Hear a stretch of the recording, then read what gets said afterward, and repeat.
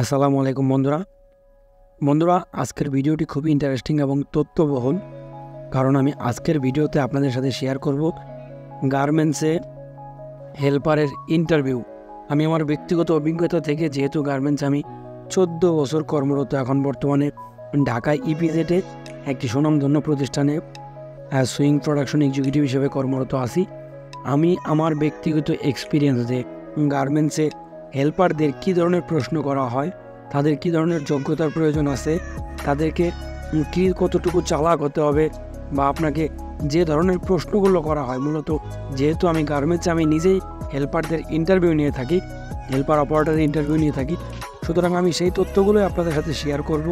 এবং আপনার বেতন কত হবে, কোথায় গেলে আপনি গার্মেন্টস হেল্পারের একজন দক্ষ হেল্পারে চাকরি নিতে পারবেন ন্যূনতম 12,800 টাকায়, এবং টোটাল ওভারটাইম, হাজিরা, বোনাস, গাড়ি ভাড়া দিয়ে টোটাল আপনার স্যালারি কত আসবে, এই বিষয়গুলো আমি আপনাদের সাথে এই ভিডিওতে বিস্তারিত আলোচনা করে বোঝাবো। এবং কিছু কাজ আমি দেখিয়ে দেব যে হেল্পারদের এই ধরনের কাজগুলো করতে হবে, এই ধরনের প্রশ্ন হেল্পারদের করতে হবে। আমি বিস্তারিত ডিটেইলে আপনাদের সাথে আলোচনা করব। সুতরাং যারা নতুন হিসাবে গার্মেন্টসে কিন্তু কোনো এক্সপিরিয়েন্সদারি হেল্পারকে নিয়োগ করা হয় না, বা গার্মেন্টসে কোনো এক্সপিরিয়েন্সদারি হেল্পারও হয় না, হেল্পারের কোনো এক্সপিরিয়েন্স হয় না, মূলত নতুনদেরকেই হেল্পার হিসেবে নিয়োগ করা হয়। কিন্তু সেক্ষেত্রে যে বিষয়গুলো একটু লক্ষণীয় থাকে, বা যে বিষয়গুলো একটু লক্ষ্য করা হয়, তা হলো আপনাকে যখন ইন্টারভিউর জন্য ভিতরে প্রবেশ করানো হবে এবং আপনাকে যখন ফ্যাক্টরির ভিতরে নেওয়া হবে, তখন আপনাকে প্রথমত নিয়ে যেয়ে দেওয়া হবে সুইং একটা লাইনে দেওয়ার পরে আপনাকে যদি সুতা কাটার কাজ দেওয়া হয়, সুতা কাটার কাজ দেওয়া হলো আপনাকে, আমরা যেটা ফলো করি সেটা হচ্ছে যে আপনার হাত কতটা দ্রুত চলতেছে সুতা কাটার ক্ষেত্রে, বা আপনি কত দ্রুত আগ্রহ নিয়ে কাজ করতেছেন। দেখেন, হেল্পারের ইন্টারভিউ নেওয়ার কিছু নেই, তো ও তো হেল্পার, ওর কি আর ইন্টারভিউ নেবে, ওর তো কোনো এক্সপিরিয়েন্স নাই যে ওর ইন্টারভিউ নেবে। হ্যাঁ, ইন্টারভিউটা হচ্ছে এটা যে আপনি কত দ্রুত কাজ করতে পারেন এবং আপনার চাকরির প্রতি কতটা আগ্রহ, আপনার মূলত চাকরি আপনার প্রয়োজন কিনা। যদি আপনার চাকরির প্রতি আগ্রহ থাকে তাহলে আপনি দ্রুত কাজ করবেন, সুতা কাটতে দিলে সুতা কাটবেন, বডি নাম্বারিং করতে দিলে নাম্বারিং করবেন, অ্যাসেম্বলি করতে দিলে অ্যাসেম্বলি করবেন।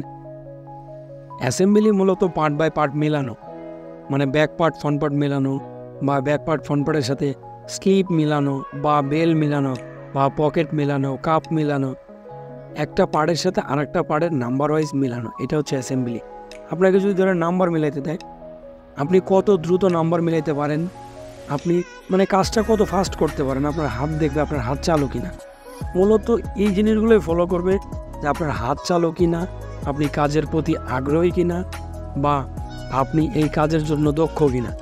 এই জিনিসগুলো খেয়াল করি। হেল্পারের তো কোনো ইন্টারভিউ হয় না, সে তো আর জাহাজ তৈরি করবে না, বা মেশিন তৈরি করবে না, বা এই ধরনের কাজ করবে না, সে সহযোগী হিসাবে কাজ করবে। যেহেতু সহযোগী হিসাবে কাজ করবেন, সেহেতু আপনাকে দেখবে আপনার বুদ্ধি কতটুকু, আপনি চালাক কতটুকু, এবং আপনার কাজ করার আগ্রহ কতটুকু, এবং আপনি কত দ্রুত কাজটা করতে পারেন।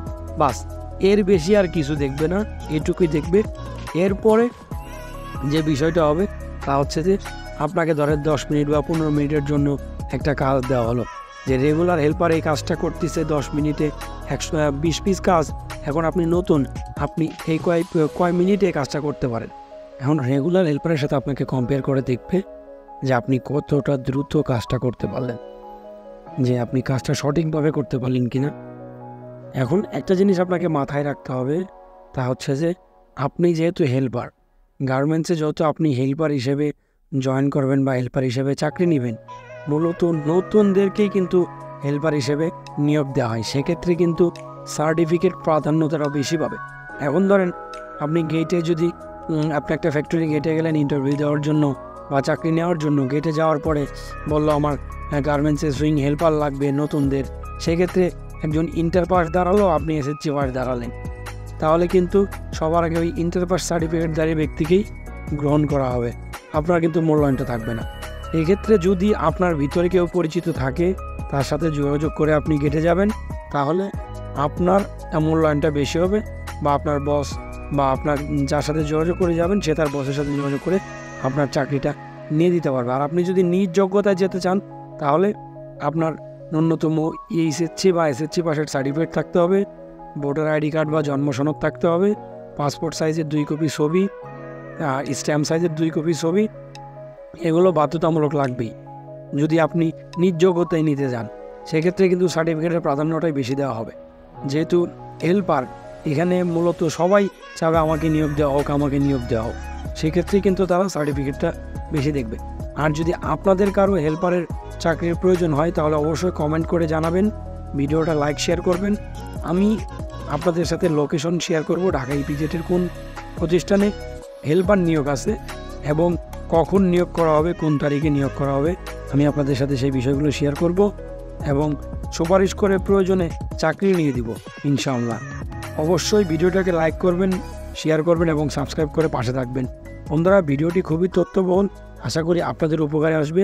আসসালামু আলাইকুম।